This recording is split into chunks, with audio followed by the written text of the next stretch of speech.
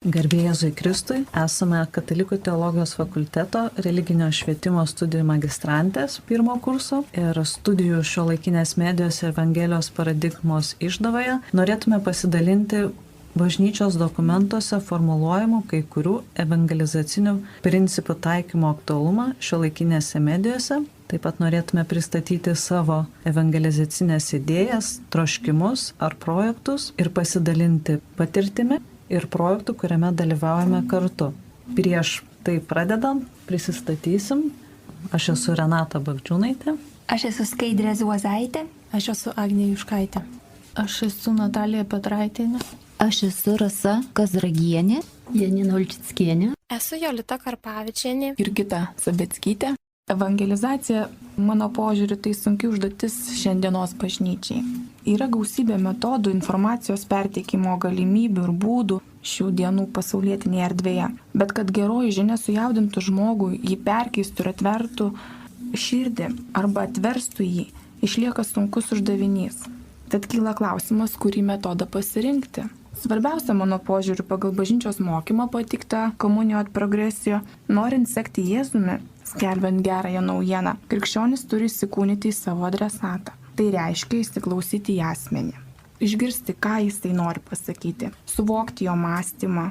Svarbu jo tuo pačiu yra dvasinė sveikata, kad šventą žinią mes galėtume pateikti, tarkim, jo supratimo lygmenyje, kad jis neišsigastų ir nebūtų jam tai nusigręžimo nuo tikėjimo priežastimi. Akcentas evangelizacinėje misijoje turėtų būti sužadinti žmogaus tikėjimą ir asmens parengimą jį susitikti su gyvuoju Jėzumi. Ne tik žodžio skelbimas, ne vien liūdėjimai ar asmeniniai kažkokie išsakymai, pristatymai galėtų pakeisti jo širdį. Svarbiausia, mano galva, yra nuoširdi malda, geri krikščioniški darbai. Tai gydo sužeistą širdį. Esu Jolita Karpavičienė ir norėčiau pacituoti komunijo ad progresio dokumentą, kuris sako, kad visuomenės komunikavimas iš prigimties krypsta į tai, kad žmonės plėsdami tarpusavio ryšius išsiugdytų didesnį bendrystės jausmą. Todėl kiekvienas, kuris yra broliškai su kitais žmonėmis susivienyje, yra tarytum Dievo rankos vedamas ir tai padeda įgyvendinti dieviškąjį išganimo planą istorijoje. Krikščioniškojo tikėjimo požiūriu, žmonių vienybės ir bendrystės,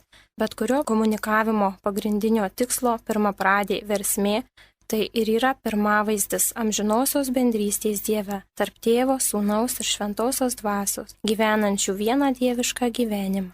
Sekti Kristumi, atlikti savo krikščionišką misiją, žmonės suartinti, eiti Dievo pažinimo link, kalbėti žmonėms, draugams, ligoniams, suprantama kalba.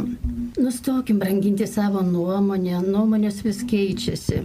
Svarbiausia, tai yra asmuo, kas jam svarbiausia. Aš Natalija Petraitienė. Labiausiai aš išsaugau principą iš dokumento komunijo ad progresio, kad evangelizacijos skelbimas skirtas aukštesniam tikslui, tai žmonių bendrystė ir visuomenės pažanga.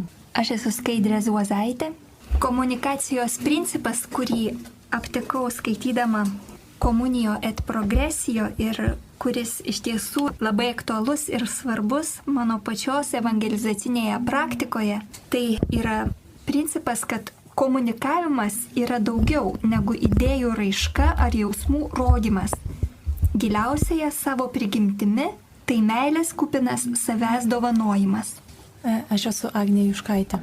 Norėčiau pasidalinti keliais principais iš dokumento komunijo ad progresio, kurie mane palietė ir kuriuos matau, kaip praktiškai galima įgyvendinti evangelizacinėse misijose. Tai pirmiausia, tai kad komunikavimo erdvės yra labai patogios ir geros pamatyti, kuom gyvena visuomenė šiandien, kokie yra lūkesčiai žmonių, kokios problemos. Ir kadangi mano evangelizacinė ta idėja yra susijusi su jaunimu, tai konkrečiai, pavyzdžiui, jaunimo problemas pamatyti, jaunimo lūkesčius, kaip, pavyzdžiui, socialiniuose tinkluose, Facebook'e arba kituose forumuose. Taip pat labai naudinga domėtis jaunimui aktualiomis laidomis, knygomis, filmais, serialais, muzika ar asmenybėmis, ne tik tais ugdytojams, ne tik tais tiems, kurie nori evangelizuoti, bet net patiems tėvams. Nes jaunimui reikia pagalbos susigaudyti, kas vyksta ir kas iš tikrųjų yra gera ir kas yra mums nenaudinga. Naudinga diskutuoti su jaunais žmonėm apie tuos dalykus, apie tai, kas jiems aktualu. Pavyzdžiui, dabar labai populiari knyga yra Saulėlydis jaunimo tarpe. Galbūt ten yra ir gerų dalykų.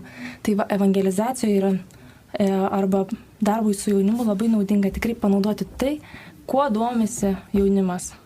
Ir kartu ieškoti, gal ten yra net krikščioniškų vertybių. Antrasis dalykas tai, kad evangelizacijoje mes galim panaudoti naujasias technologijas ir naujasias medijas, pritaikyti aktualias formas. Pavyzdžiui, šiuo metu randasi išmaniuosiuose telefonuose programėlės. Kodėlgi ne užsienio pavyzdys? Užsisakyti programėlę, kiekvieną dieną gauti SMS žinutę nuo Jėzaus. Taip pat, pavyzdžiui, galima labai efektingai panaudoti trumpus video filmukus kažkokioje konkrečioje evangelizacijoje ir konkrečiam projekte. Dar vieną principą turiu, kurį norėčiau irgi pristatyti, tai disciplina arkani. Mes šitą principą pažinome per paskaitą Šiuolaikinės medijos ir evangelizacijos paradigmos. Tai yra tokia disciplina, toks metodas, kuris naudotas ankstyvaisiais bažnyčios amžiais, pirmaisiais 5 amžiais. Tai yra tikėjimo tiesų branginimo praktika. Ruošiantis Krikšto sakramentui, tais būtent pirmaisiais 5 bažnyčios amžiais buvo daug investuojama į ugdytinio dvasinę ir emocinę sveikatą, taip pat siekiama pedagoginio nuoseklumo ir būtent tikėjimo slėpinių branginimo.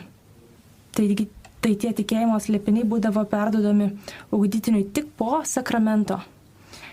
Sužinodavo žmonės apie pačius svarbiausius tikėjimo slėpinius tik tai po sakramento, po Krikšto sakramento, kada jie būdavo labiausiai pasiruošę tam priimti. Ir aš manau, kad šiais laikais, kaip ir visais laikais turbūt, kas liečia komunikavimą ir evangelijos skelbimą, tai yra dvi pusės. Yra toji pusė, kur Jėzus kviečia mus skelbti nuo stogų apie Dievą, apie gyvenimo prasmę, apie pačius svarbiausius dalykus. Ir yra kitoji pusė, ta, kurią iškėlė bažnyčios tėvai pirmaisiais amžiais, tai būtent tiesų branginimo praktika. Ir mes, būdami krikščionys, turim pasirinkti. Kaip ir apskritai evangelijose nėra atsakymų. Kiekvieną dieną mes turim spręsti, kaip mes evangelizuojam, kaip mes kalbame, ar kaip mes turim pasielgti, ką Jėzus darytų šitoje vietoje. Renata Bagdžiūnaitė, aš norėčiau pratęsti toliau discipliną arkani principą, kuris man asmeniškai yra labai artimas ir kurį aš taikau. Vienas taip pat aspektas šio principo yra tas, kad žinios ateina po patirties. Tai artima man, nes tai taip pat yra ir mano gyvenime, kad mano žinios irgi eina po mano patirties. Ir tikėjimo tiesų branginimo praktika, tai ką myliu, tą branginu. Dar labai svarbus šio metodo principas yra tas, kito asmens saugumas ir dvasinė sveikata. Asmuo yra svarbiausias ir ne metodą aš taikau prie asmens. Pagal kiekvieno asmens unikalumą, jo asmeninės ypatybės, situacija, laikas, vieta ir tikrovė padiktuoja tai, kaip turėčiau evangelizuoti. Taip, šis principas skatina skaityti laiko ženklus, čia ir dabar, santykėje su kitu ir per santykį su Dievu. Dievas ateina mums į pagalbą, kad galėtume jį išgirsti, pamatyti, paliesti, užuosti ir skonėtis. Dievas įsikūnija į žmogų. Evangelizacinėme procese taip pat kiekvienoje situacijoje reikia įsikūnyti. Tai nereiškia, kad tapsiu kažkuo kitu, tiesiog įsikūnimas reiškia įsiklausimas į kitą asmenį. Atpažinti, ko Viešpats nori per tą asmenį, man ir jam. Taip pat iš bažnyčios ir interneto dokumentų principas komunikavimo yra grindžiamas Jėzumi, o tai reiškia meilę kitam asmeniui. Taip pat iš tų dokumentų išplaukia principai, formuluoja principai bendravimo, kuris yra kūrybiškas. Nes Dievo bendravimas yra kūrybiškas ir mes pagal jo atvaizdą, pagal jo paveikslą žvelgiame į jį ir komunikuojame kūrybiškai, prisitaikant. Ir dar vienas svarbus principas, išplaukiantis iš bažnyčios ir interneto dokumentų, tai sąžinės ugdymo aspektas. Meilėje kitam, evangelizacijoje sąžinė yra labai svarbi. Tai, ką mes komunikuojam, ką paskleidžiam medijose, turi didžiulį poveikį, nes tai susijęs su bendruoju gėriu ir komunikavimas grindžiamas meilė asmeniui taip pat atitinka ir bažnyčios socialinio mokymo principą solidarumą.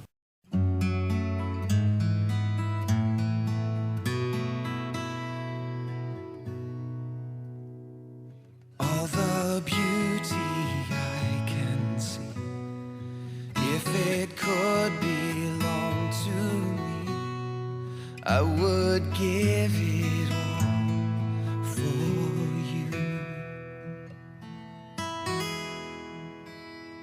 Any greatness I achieve, every praise I may receive, I would give it all for you. All I need, you are all I need. I have found it true. Life comes only from you. All I need, you are all I need. Nothing else will do, no one else but you.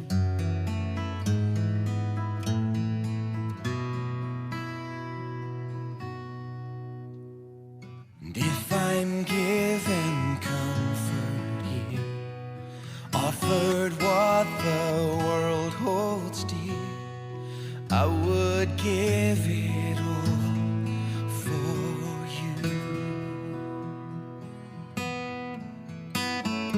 All I need, you are all I need. I have found it true.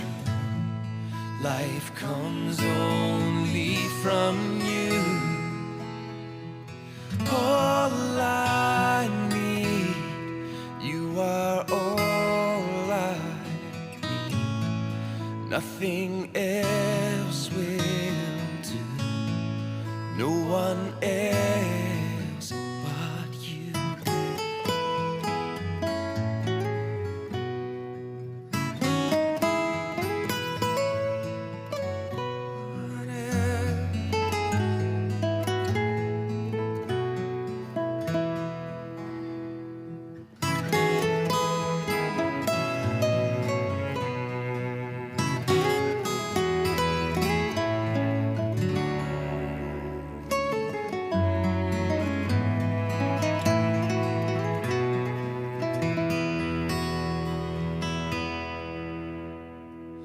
All I need, you are all I need.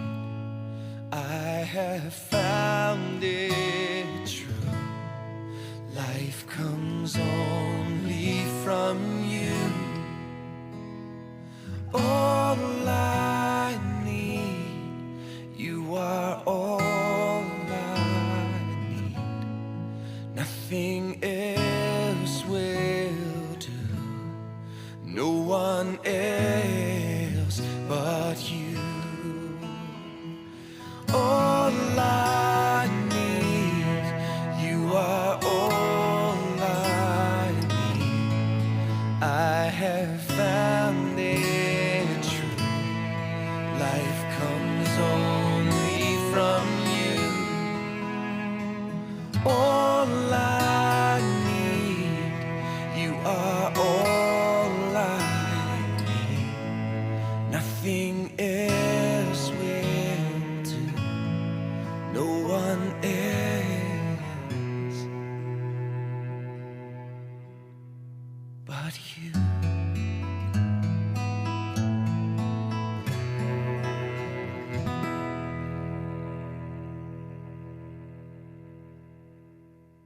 Esu Rasa Kazragienė. Norėčiau priminti, ką sako dokumentas Communio et Progressio. Jis sako, kad kiekvienas žmogus turi teisę į informaciją. Taigi, norėčiau patikslinti šį teiginį. Žmogus turi teisę į informaciją, į ontologinę tiesą. Kitaip sakant, tiesą, kurios trokšta mūsų širdis iš prigimties. Kristaus apreikšta mokymo tiesą, kurios mums labai trūksta mūsų visuomenėje. Darbe aš naudoju taip pat dar principą disciplina arkai. Renata pristatė šį principą, bet aš tik norėčiau pabrėžti būtent tą vietą, kuri mano darbe labiausiai atsispindi.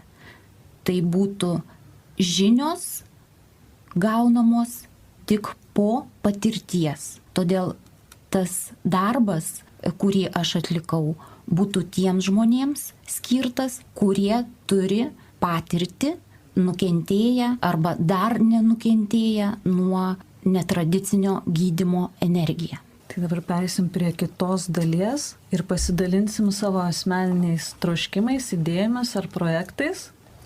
Aš esu Skaidrė Zuozaitė, taigi mano sukurto evangelizacinio projekto vizija remiasi Jean Croissant knygos Kūnas grožio šventovė pagrindinė mintimi.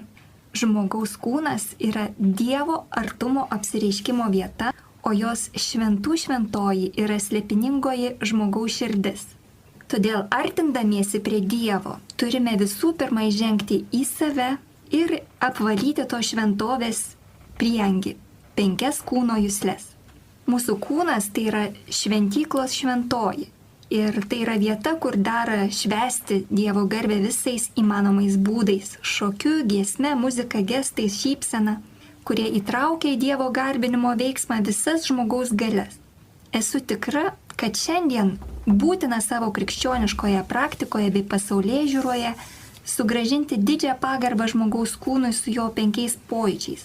Taip pat ir visai jausminiai jo prigimčiai. Tik, kad kūrė savo širdyse didžią pagarbą savo patiems, kaip ištryškusiems iš mylinčių Dievo kūrėjo rankų, mes tapsime pajėgus gerbti ir mylėti kitus.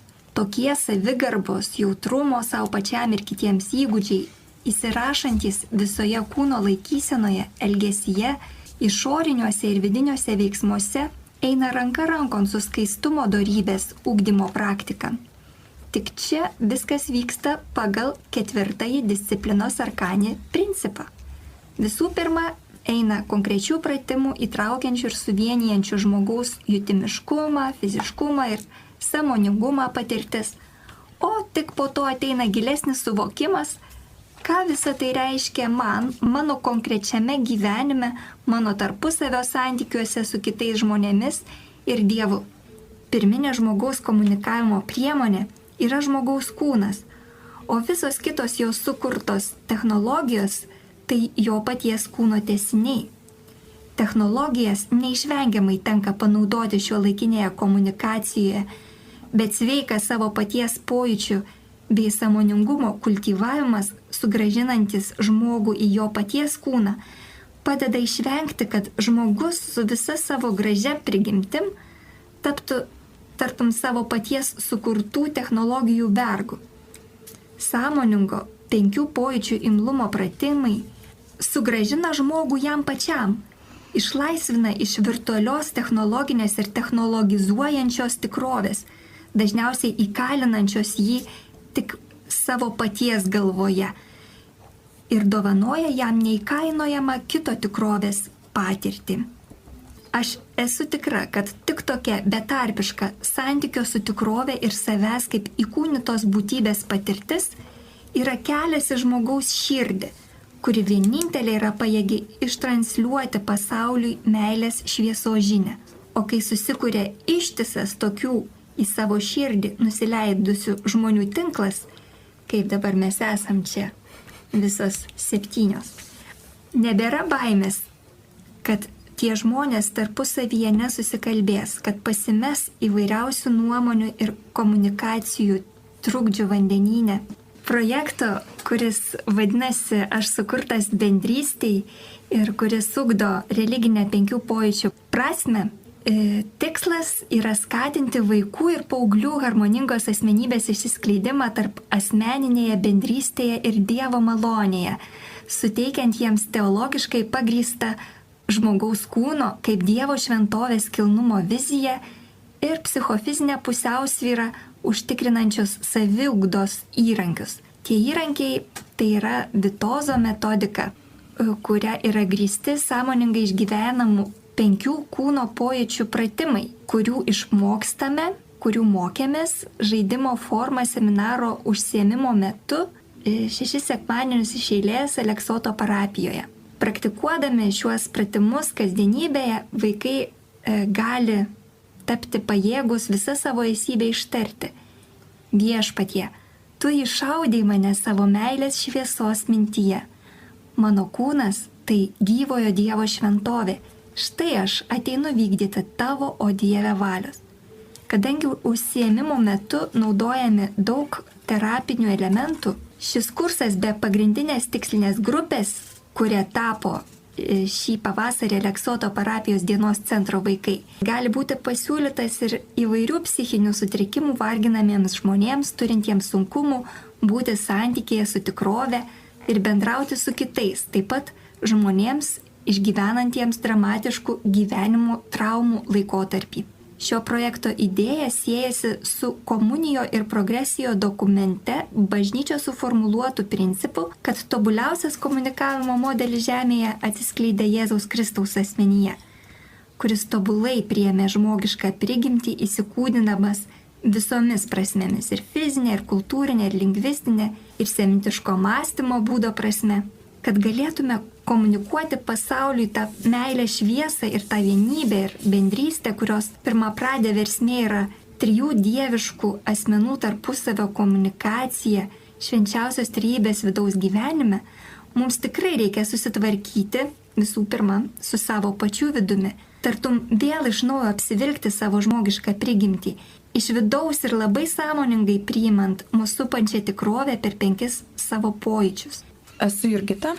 Ateidama čia atsinešiau su savim norą pristatyti savo programą. Turiu viltį suburti dienos centrą jaunam žmogui, kuris greit pereis į suaugėlišką gyvenimą. Norėčiau organizuoti socialiai reikšmingą vaikų laisvalaikį ir užimtumą. Tai turėtų būti kompleksas teikiamos pagalbos, akcentuotos opiausios šių dienų rūpimos problemos susijusios su lytiniu švietimu.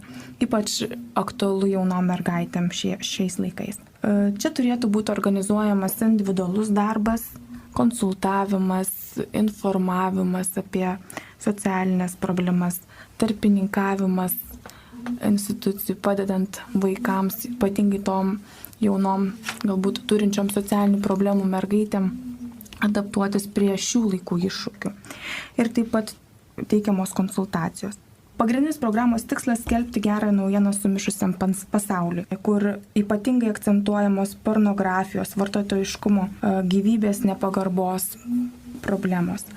Kad jaunas žmogus, jei to negavo savo šeimoje, būtų ugdomas nepasiduoti jam primetamai, iškreiptai ir šiam pasauliui patogiai tiesai. Kad augtų jo savivertė ir jis gebėtų atsirinkti dorus socialinius idealus. Tai lyg atspirties taškas socialinių problemų šeimos vaikams, kurie netrukus privalės kurti savo gyvenimą. Tai turėtų susišaukti su bažnyčios mokymai išdėstytų principų, kai kūrinys tampa medija. Evangelinė žinia skleidžiantis komunikuotojai įdėmiai turėtų pažvelgti į sužeistųjų širdis, domėtis jų problemomis, susipažinti ir ugdyti vaikus. Tai turėtų būti kiekvieno savanorio, pedagogo ar psichologo, galbūt ir dvasininko asmeninė intencija sekant Kristų. Vadinasi, žmogus turi teisę naudotis įvairiomis medijomis, jei nori suteikti pagalbą. Šis įsiklausimas, mano požiūriu, ir įsikūnimas į kitą žmogų geriausiai atskleidžia Jėzaus veidą. Esu Agnė. Mano evangelizacinė idėja yra susijusi su lytiškumo ugdymu konkrečiai su tolimuoju rengimu santuokai ir pridedant evangelizaciją po to.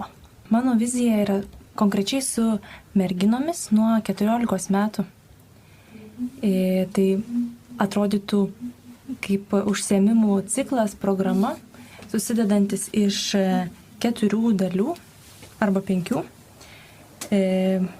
priklausomai nuo merginų.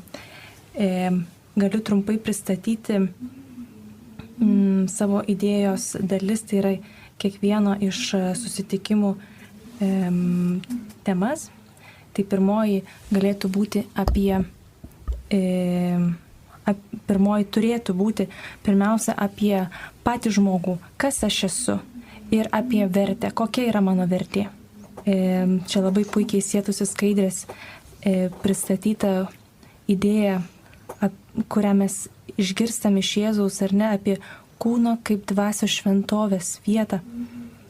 Ir antroji dalis galėtų būti apie grožį, apie tikrąjį grožį ir apie netikrąjį grožį, kurį mes matom savo aplinkoje. Trečioji dalis galėtų būti apie draugystę, kuri eina į meilę, apie santykius su vaikinais, apie draugystės etapus, apie tai, kodėl verta laukti santuokos ir apie šeimą. Mano plane toliau yra numatyta dalis merginų rekolekcijos, kaip užbaigimo dalis, ir 5 dalis skirta toms merginoms, kurios šiuo metu turėtų draugystę su vaikinu. Principus, kuriuos aš paminėjau pirmojo daly, tai labai puikiai galima panaudoti visokią medžiagą, ką mes turime viešoje erdvėje. Ir kaip aš minėjau pirmoje dalyje, filmai, knygos, visą tai, kuo gyvena jaunas žmogus. Ir per tuos dalykus žiūrėti, ar aš matau tikrai grožį, ar aš matau, kaip per tuos dalykus, per tą viešą erdvę kalbam apie žmogų kaip apie vertingą, apie draugystę ir apie tikrą meilę. Discipliną arkanį principą galima pritaikyti šitame projekte, būtent šitoje vietoje, kad apskritai lytiniam ir lytiškumo ugdyme yra labai svarbu atsižvelgti į ugdytinio amžių ir brandą. Ir į patirtį, aišku, kad negali būti kalbama apie lytiškumo dalykus visiems vienodai. Turėtų būti atskirta vaikinų ir merginų grupė kai kuriuose dalyse.